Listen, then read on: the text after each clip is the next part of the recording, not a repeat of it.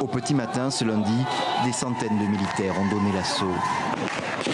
Cette fois, les généraux au pouvoir au Soudan semblent avoir choisi la manière forte.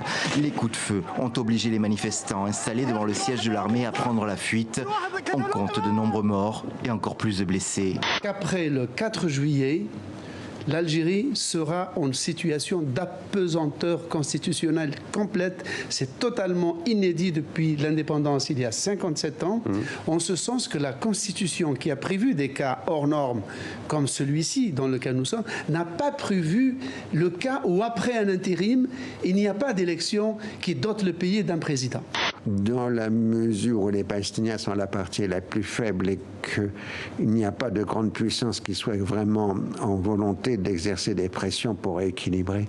De l'autre côté, on voit mal comment ça peut sortir. Si vous voulez, en simplifiant un peu les choses brutalement, les Palestiniens ont le droit pour eux, mais pas la force. Et les Israéliens ont la force, mais pas le droit.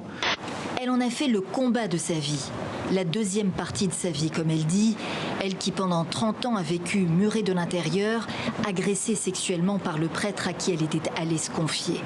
Il y a encore des choses qui se passent dans notre pays qui attaquent directement les femmes autochtones par rapport à leur marginalisation, qui illustrent encore que ces politiques colonialistes-là sont encore présentes et travaillent encore contre les droits des femmes autochtones. Donc c'est pour ça qu'on dit que le génocide, ce n'était pas, il est encore présent.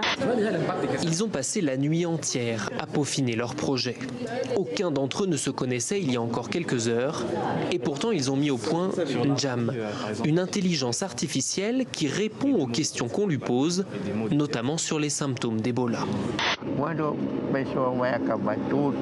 Si la forêt vient à disparaître, il y aura des problèmes très graves. De grands vents vont se lever.